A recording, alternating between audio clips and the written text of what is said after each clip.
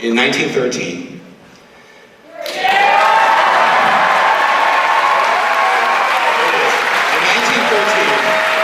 This man's father immigrated to Detroit, Michigan. Are you aware of this? Ralph Nader's father immigrated to Detroit and became an auto worker in Detroit, Michigan. And we would like to give him a big Michigan welcome. Ralph Nader, the next president of the United States!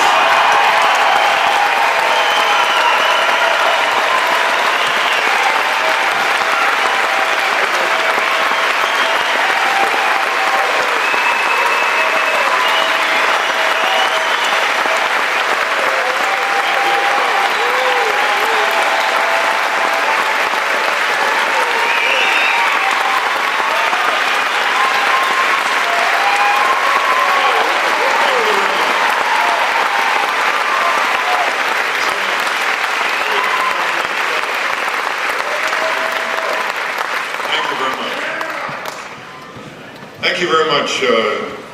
It's really hard to see you all because of these Klieg lights. If somebody's in charge of this auditorium, could just turn those off a bit.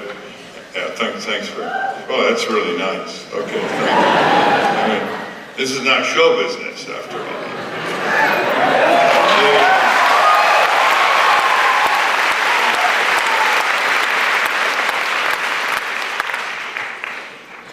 I'm going to start my remarks with the environmental issues first, because I think they have been really understated, and the gravity of them has become almost routinely ignored.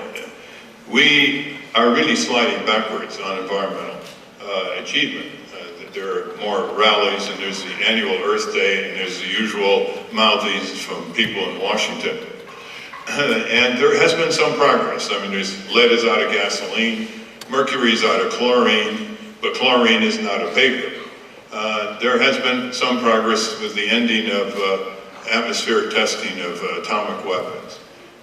There's been some progress with getting PCBs out of the environment. The best progress comes when there is prevention of pollution, not control. Control leads to all kinds of shade-cutting politics in Washington. As Barry Commoner, the Dean of Environmentalists, along with David Brower, both supporters of mine, by the way, they are now in their 80s and they've seen it all. And what they basically say is, we have to have very bright lines for environmental protection. For example, a ban on all commercial logging on national forests. We don't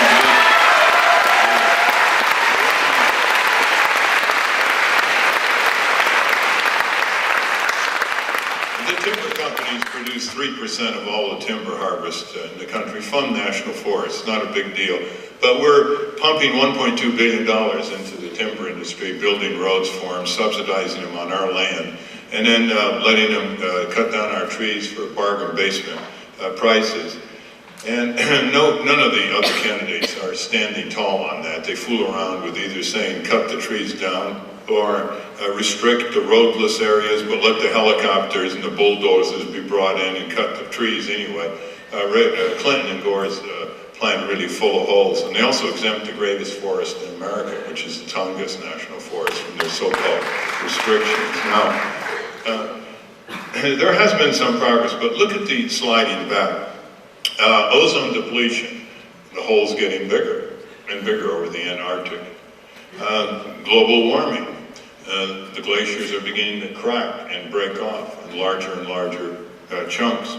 The decline of fisheries in the ocean started 3-4 years ago. That was the first time there's been a decline. Some of these now have been prevented from being fished, like on the northeast coast, because they fear that the cod and other species can go into a cycle toward extinction if we don't give them a few years to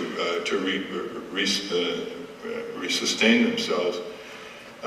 Equatorial forests, we're losing thousands of acres every day of critical equatorial forests where there is the most abundant species and flora and fauna and animals. We have seen in our own country land erosion the size of Connecticut every year. Huge amounts of soil going down the Mississippi River contaminated with nitrogen, herbicide, pesticides. and producing a dead zone in the Gulf of Mexico that is now the size of West Virginia. And then we're also seeing the environmental devastation in the workplace. That often isn't taken into account. There are 100,000 Americans who lose their lives due to exposure to toxics, particulates, and trauma in the workplace. And trauma takes about 7,000 lives of the 100. So you can see that compared to 19,000 homicides in this country. Far, far too much, and a great tragedy. You're seeing almost 100,000 people dying from industrial toxics and particulates such as black lung disease and from coal dust every year. And we see it also in terms of environmental racism. It's just not accidental, you know, that the worst toxic waste dumps, the incinerators, the lead-based paint exposure to little kids, all associates with low-income people of color.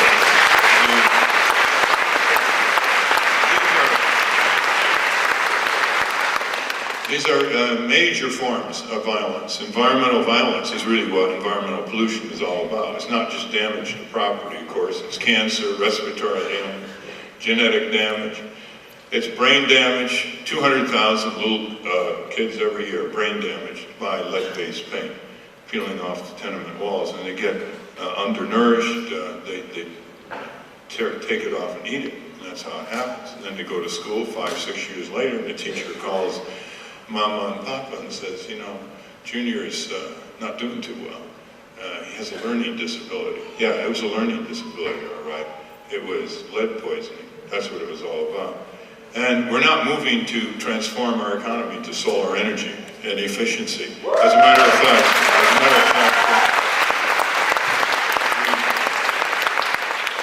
there are now European countries like Italy, Germany, and France that are spending more proportionally on solar energy. They're moving ahead of us, and other countries as well. Because although Gore and Bush talk about renewable energy and solar energy, they walk the oil, gas, coal, and nuclear walk, and they support fossil fuel subsidies and subsidies by the Department of Energy to nuclear power. They've never spoken out against it. They've never made a major statement on solar energy. That really takes a lot of courage, doesn't it, to make a statement that the whole world has to convert to this renewable form of energy right there in our hands, 92 million miles away, well protected, the greatest fusion reactor we'll ever see, and it's right there for us to put.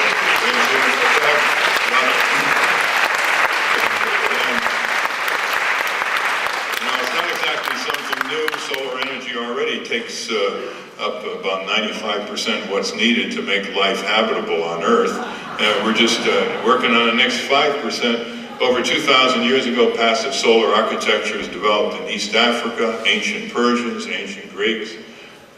Wind power, centuries. Solar thermal, generations. You see it on the tops of some of the old houses on the way to Dade County Airport in South Florida even now. Photovoltaics dropping in price. The Navy's installing 20,000 units in remote locations, not for environmental reasons, as for economic reasons, rather than having to refuel their turbines, etc. It's much more reliable.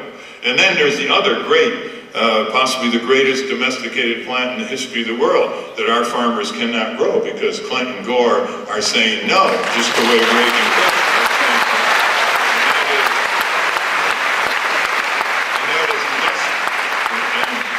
That is industrial hemp, which has thousands of uses, clothing, food, fiber, fuel, lubricants, medicines, cosmetics. It can replace cutting down trees because it's great for paper, and it's the kind of paper you don't need chlorine, which is a major contaminant in it.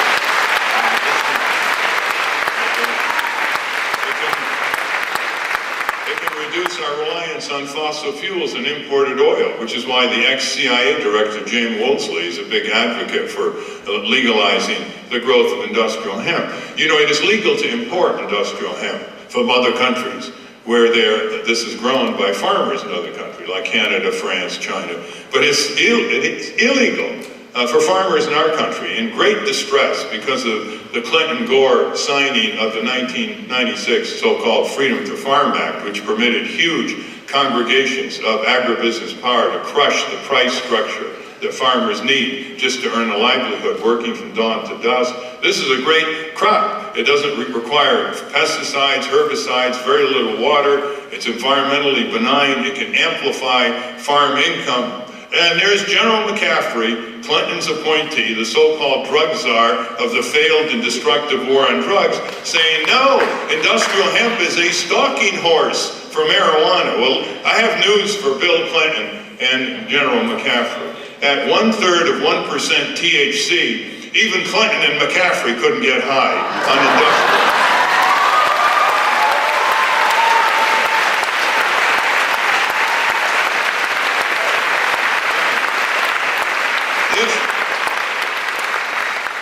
We're not going to hear much about these issues in the presidential debates between the drab and the dreary that are coming up. We're not going to hear much discussed about this. Our campaign is drawing the largest aggregation of citizens of any of the presidential candidates, including Bush and Gore.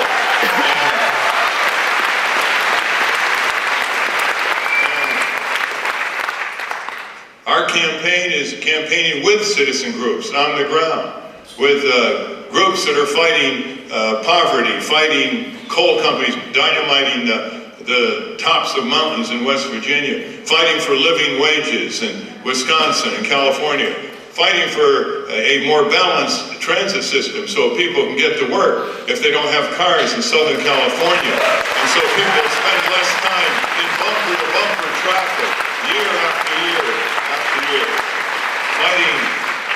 fighting against these subsidies of stadiums and arenas and ballparks while schools and clinics crumble for lack of repair.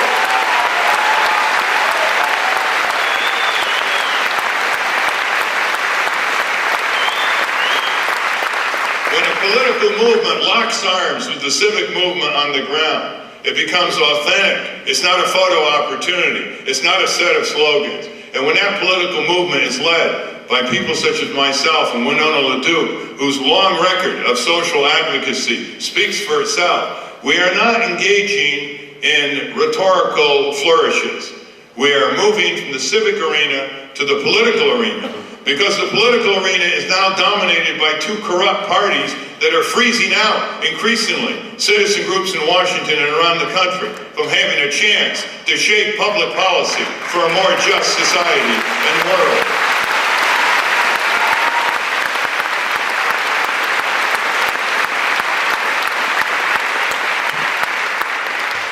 We're the richest country in the world, and we're behind Western Europe in one area after another. Western European governments coming out of war-torn Europe in World War II, in the 50s and 60s, moved to essentially abolish raw poverty. They moved to give everyone universal health insurance coverage. They moved to provide a full maternity leave paid, full sick leave paid. They moved to provide adequate retirement benefits in addition to the social insurance. They moved to facilitate their workers banding together in trade unions in order to defend their interests against corporations. And they moved to provide everyone, every worker, union or non-union, with 1 month paid vacation. We have none of these in the U.S.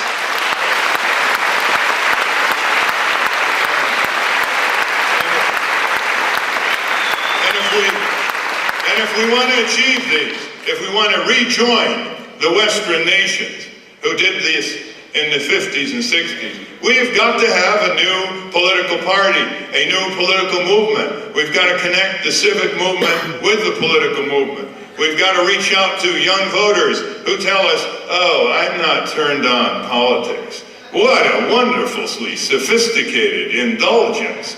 Look at history, young people. Young people who say that to me, I say, look at history. You don't turn on politics, politics will turn on you.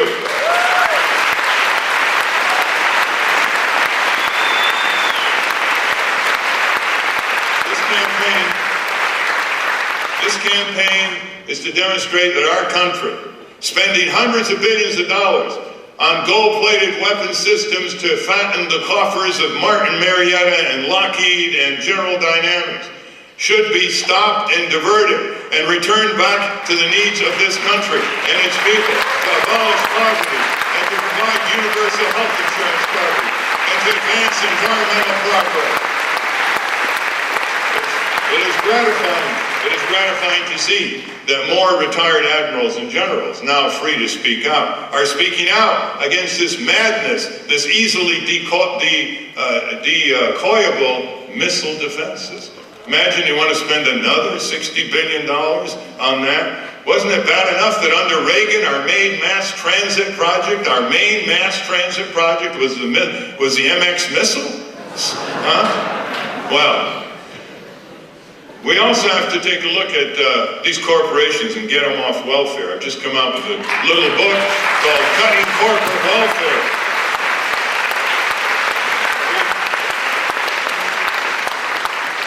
We've coddled these corporate welfare kings for too long.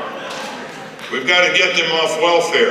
Hundreds of billions of dollars can be liberated every year to come back to real needs in this country and a helping hand to people overseas, such as a major anti-global infectious disease program, a major pro-democracy program. We should never again, especially after the demise of the Soviet Union 10 years ago, we should never again put our flag and our military and our tax dollars and our reputation on behalf of dictators and oligarchs in countries around the world.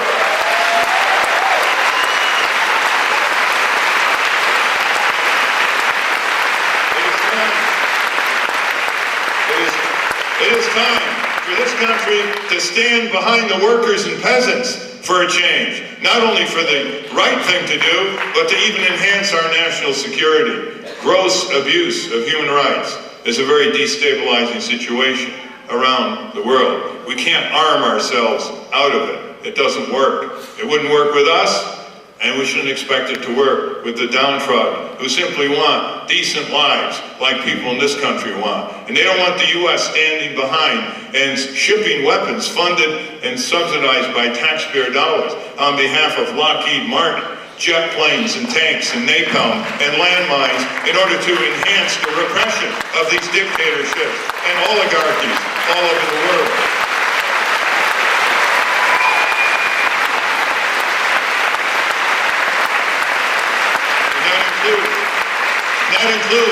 And that includes ending the criminal economic sanctions against the people of Iraq, which are killing 5,000 children every month.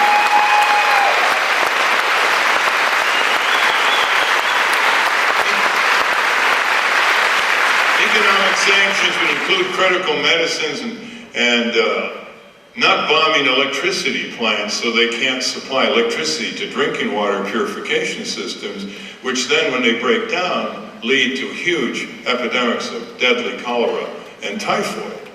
Economic sanctions do not work against dictators. They just make them more repressive because they can point to the foreign devils that are killing their own people. That is an unworkable criminal demonstration. When Leslie Stahl wrote about it, or did the piece on 60 Minutes, she interviewed Madeleine Albright. She said, look at all these children dying. I've just been to the hospitals. They can't get these products. They're coming in. And Madeleine Albright said, it's worth the price. What's the price? We're going to discuss that on the debate. Both Bush and Gore are right on. The same foreign policy. There's the same foreign policy that transcends both Republicans and Democrats. This campaign is for the repeal of the Taft-Hartley Act of 1947.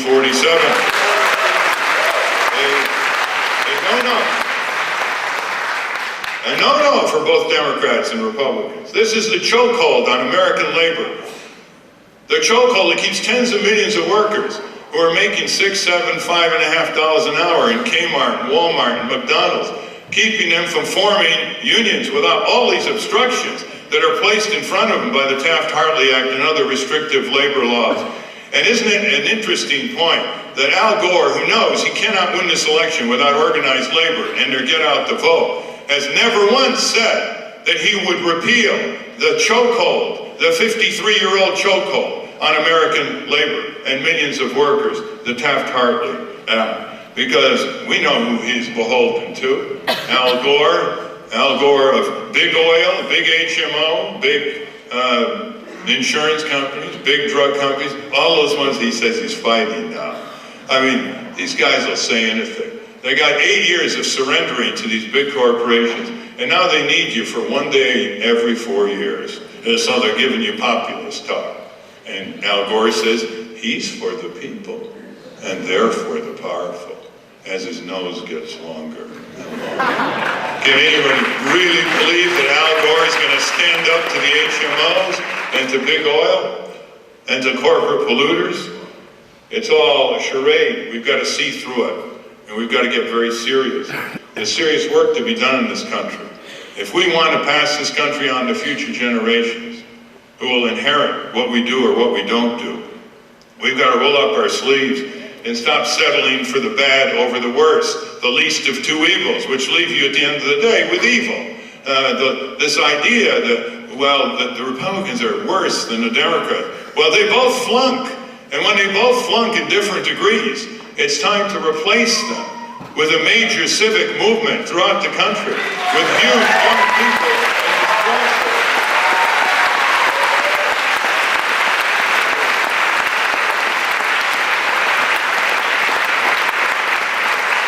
You can't even rely anymore on the Democrats to save our legislature in Washington from the extreme wing of the Republican Party. They couldn't even save our Congress from Trent Lott and Newt Gingrich and Tom DeLay and Dick Armey, some of the cruelest critters that ever crawled down Capitol Hill. If we can't rely on the Democratic Party to save us from these guys, what else can we rely on the Democratic Party for? It was the Democratic-controlled Senate that allowed Clarence Thomas to be confirmed, notwithstanding the Anita Hill hearings. They gave them the critical 11 votes that pushed Thomas to a 52-48 victory, while George Mitchell was sitting, not using his Democratic majority power on some shaky Democrats who went for Thomas.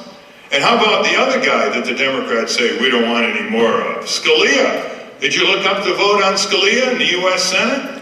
A Republican sent Scalia to the U.S. Senate, and the vote was 98-0. And only 2 votes were absent, and they were both Republicans. Every Democrat voted for Scalia. Who's going to believe these guys anymore to begin with? It's a disgrace that we are allowing ourselves to lower our expectation level to such a level that we engage in this politics of fear. I mean, most people in this country, you say, do you want your senators and representatives to vote their conscience? They'll roar back, yes. To which I say, what about you? When are you going to vote your conscience instead of your fear?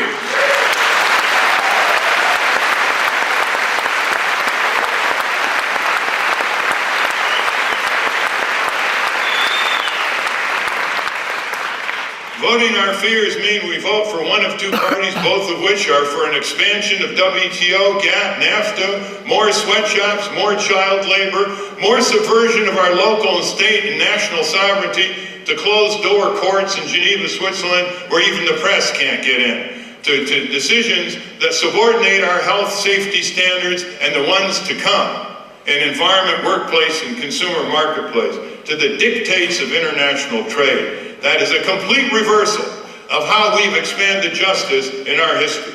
We have expanded justice in our history by saying to the business establishment, too bad, your profits are not as important as eliminating child labor and making you hire adults. Too bad, your profits are not as important as giving workers the right to organize unions. Too bad, cotton plantations, your profits are not as important to continue using human beings as slaves. Too bad, banks and railroads, your profits are not as important as giving farmers and all the Americans these farmers helped in that great populist progressive movement a chance to have a decent livelihood with fair freight rates and fair interest rates. And now we've reversed it. We've reversed it. We can't be first in auto safety anymore. We have to go to harmonization committees between the various countries that signed on to GATT and that figure how we can harmonize tire safety standards, how we can harmonize brake standards, how we can harmonize pollution control standards, and harmonization with other countries who have even a weaker democratic infrastructure, means harmonization downward, not harmonization upward. And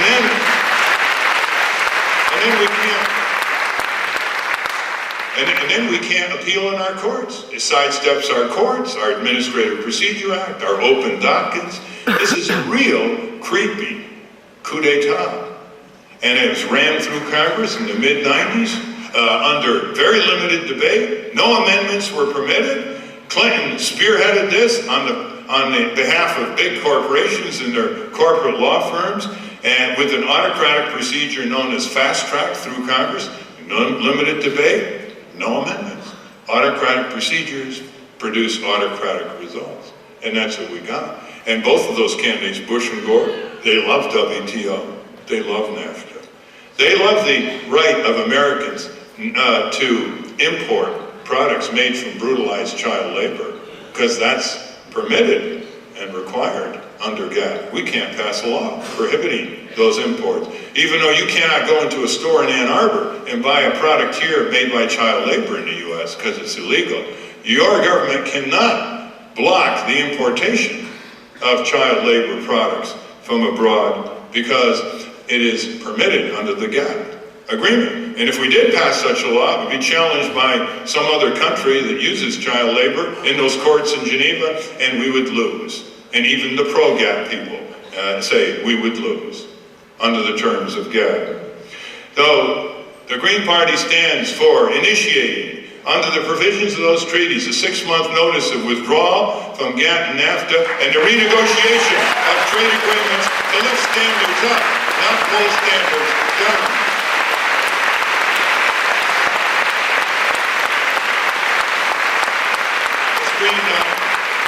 This Green Party candidacy stands for preservation of the American Commonwealth.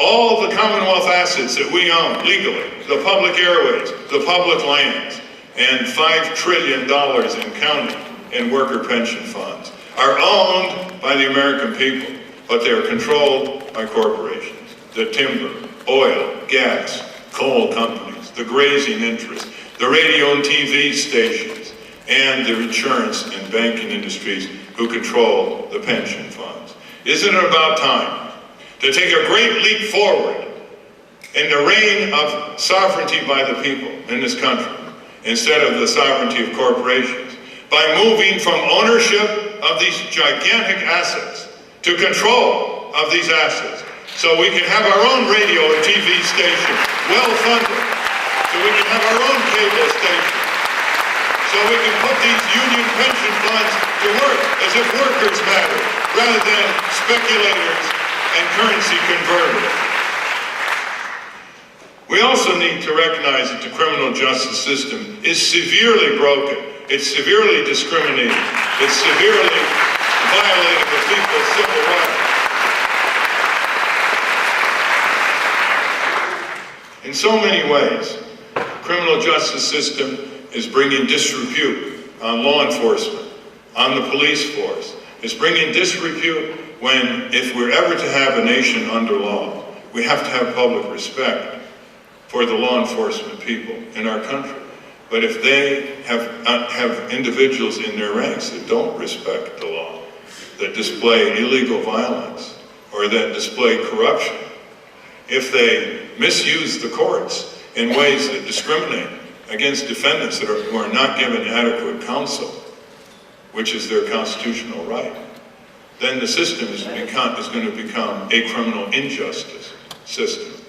And when people in Texas are languishing in jails 5, 10, 15 years for possession and use of marijuana, while the candidate for the Republican Party, George W. Bush, has admitted that he's violated the drug laws. So the question really to be addressed to Bush, which Gore will never do, is to say, Mr. Bush, why do you deserve to be president of the United States when these people deserve to continue to rot in jail?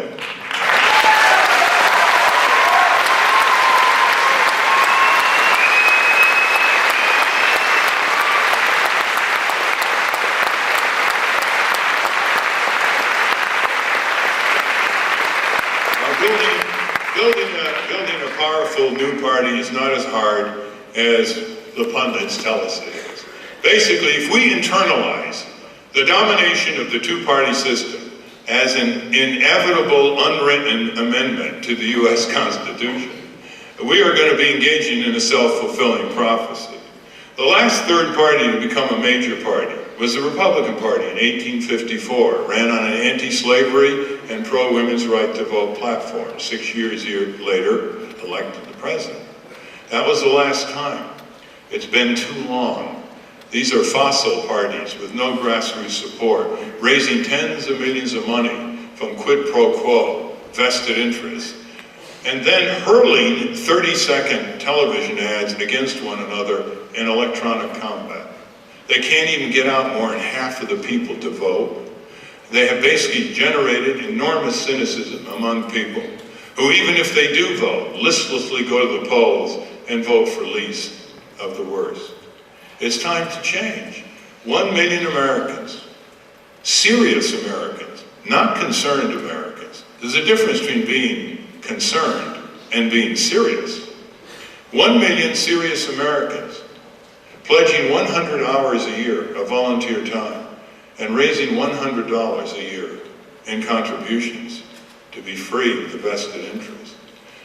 With a platform like the Green Party platform out of the Denver Convention in June that is so broad and so deep and so compelling that foresees the future, foresees the need for people to plan their future, not biotechnology companies to plan the genetic future of the world, not oil companies to plan the energy future of the world, not banks and insurance companies to plan the capital future of the world, not the weapons manufacturers to plan the weapons traffic future of the world, not the tobacco companies to plan the increase in cancer flowing from hooking millions of Asian, African, and South American youngsters into a life of lethal smoking. We must. The Green Party stands firm on people planning their future, people building their institutions, people controlling their government, people fulfilling their dreams because they're able to fulfill them, because they have the power as voters, workers, consumers, taxpayers, and small saver investors, because they have the power to move from ownership of these great Commonwealth assets into control of these Commonwealth assets, because they have their own communication systems, because they're building their own culture. They're not sitting gazing at TV from year 2 until eternity, watching a commercial culture pose as a popular culture. They're engaged in their own communities, in the arts and music, and building their own culture.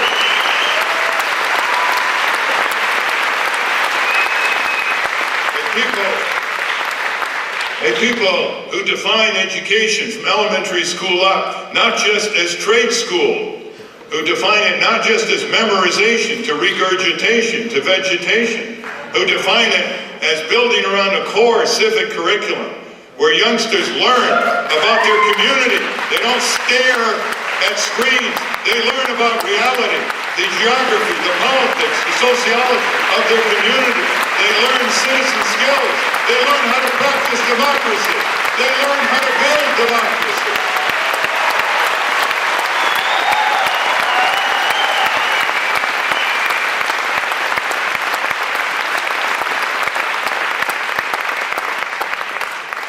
Campaigned in 50 states. We have 800 coordinators on 800 college and university campuses. We aim to bring out the biggest college and university student vote in American history, and you can make that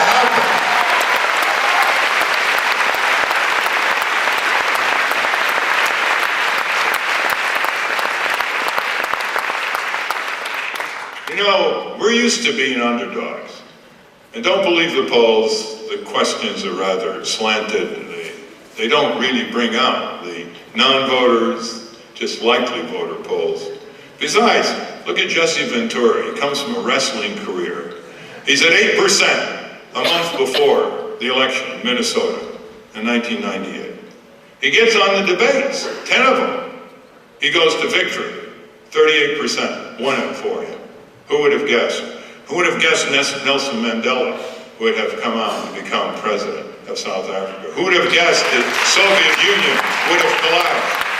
Who would have guessed that a young lawyer who took on General Motors in a David-Goliath fight would have prevailed in 1966 to make our vehicles safer and save millions of lives and injuries? It's not just in the sports arena, you know, where the underdog can come on fast and prevail. It's not just in the entertainment arena. It's not just in arenas that don't quite count as much as the political and civic arena. It's in the arena where people themselves say, I'm not looking at what the pundits are saying. I'm not looking at the dominance in prior years of two parties. I'm not looking at the real rigged system where if you challenge the two parties, they have the money, they have most of the media, they have the statutory barriers erected against new party candidates. Couldn't even get on the ballot in some states without enormous effort. And then when you get all the signatures, they pick at them and try to disqualify them. And then the two parties control the gate to the debates. Imagine our democracy being so fragile that the networks, the industrial unions, and other powerful groups allow the two parties to control access to tens of millions of voters. Imagine if a new company started to challenge the established corporations in an industry. And the only way this new company with its superior product could reach the customer was to go through a big gate with the key held by the two major competitors. And they're saying no. And they get away with it. If that happened in the marketplace, it would be an indictable offense under the antitrust laws.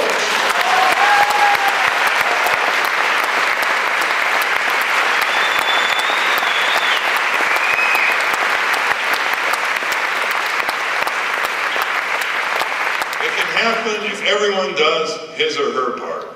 It's just like being in a big boat with oars, and you got to get to shore before the storm. If everyone picks up the oars, that boat's going to go. So it all starts just like the Mississippi starts, with a drop of water in Montana that reaches rivulet status. And then they form a brook, and then a stream, and then a little river, and then a tributary, and then the mighty river, Mississippi. It all starts with what's in our head individually. Do we want to make it happen? Do we want to go out and contact our friends, relatives, neighbors, co-workers? Do we want to talk it up? Do we want to replace in the next 7 weeks some of the small talk that does get a little tedious after a while with some progressive, serious talk about the future of our land, the future of the world? If we want to do that, it can be done. Just people here in this auditorium bringing in 40, 50 votes, I guess, each among their circle before whom they have great credibility could carry Ann Arbor. This can be done, but it's going to be done by the willpower of individuals who have a higher estimate of their own significance in shaping the political, economic, and social future of our country and what it can mean to the rest of the world. And that really is something we have to think about. We can't knee-jerk and prejudge how we're going to vote right now. There are all kinds of different variables. If you're in a state like Texas, where Bush is going to landslide, you don't have to worry about poor Al Gore. He's not even campaigning there. You can send a message to the anemic Democratic Party, whose leader actually endorsed George Bush in Texas, by voting Green. And think of it strategically. Think of coming out of November with a spectacular number of votes that weren't predicted to move this Green Party in the next stage to majority status and to be a watchdog on these corrupt two parties in Washington that hold their feet to the fire to give people a place to go. This idea that millions of progressives in this country are told by the Democratic Party year after year, we're catering to the DLC in our right wing because they go to the Republican Party and vote, but you've got nowhere to go. And when they keep telling labor and they keep telling consumer and environmental minority groups, they got nowhere to go, then they get taken for granted. And when you get taken for granted in politics, you're sure to be taken.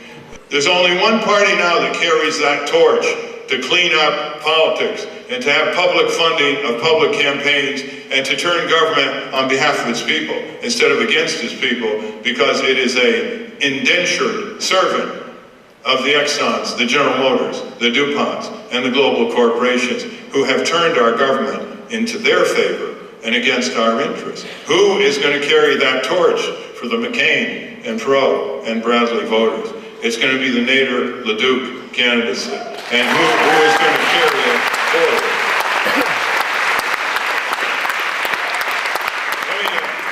This is a drive against the corporate extremists who have corrupted our government, who have contaminated our environment, who have defrauded consumers, who have become so extreme that they earned a full cover story last week in Business Week magazine, which is titled, "Too Much Corporate Power?" And in page after page of devastating detail, the business magazine of business magazines answered yes.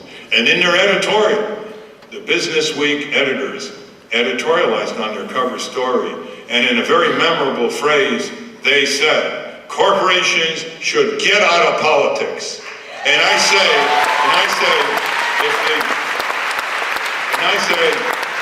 if Business Week magazine is to the left of the Democratic Party, there's something really wrong now with those party politicians.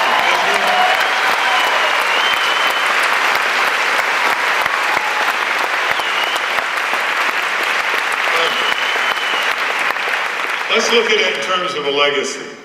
You've got, anybody here who's 20 years old? 20? Here? Anyone? Here? All right, you've got 15,000 days, a little more than 2,000 weeks before you turn 65. Did last week go quickly? So don't postpone. Don't be a citizen in waiting while you're a student at the University of Michigan. Be a citizen now. Be a leader now. The premise of our political movement is this, that the function of political leadership is to produce more leaders, not more followers. And the second premise is that this is a movement of thought, not a movement of belief. It's nice to have beliefs, but it's good to have them preceded by thought. This is a movement of thought.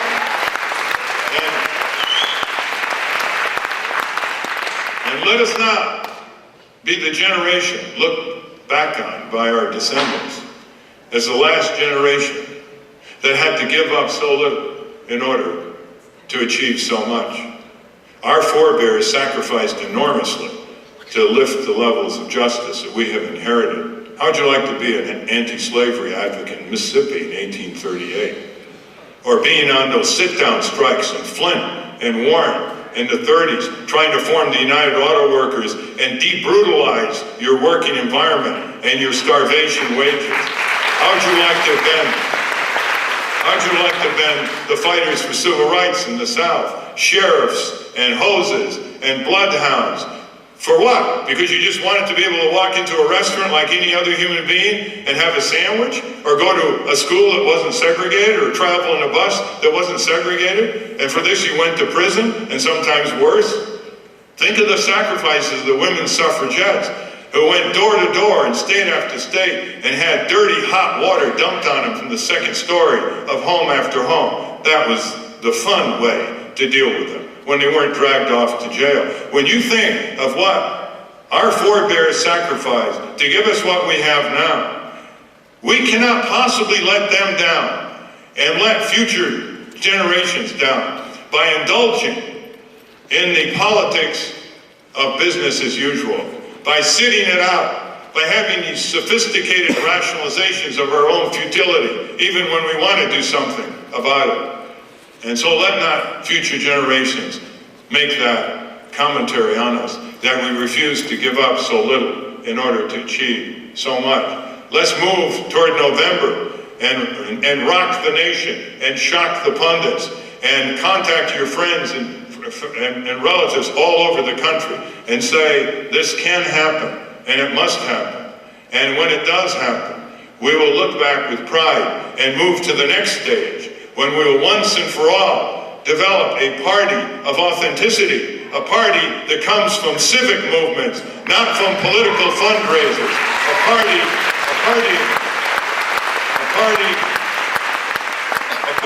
that believes that the only way for our problems and injustices to be dealt with and prevented is to build a ever deeper democracy that defines freedom as participation in power and justice as the great work of human beings on earth. Thank you very much.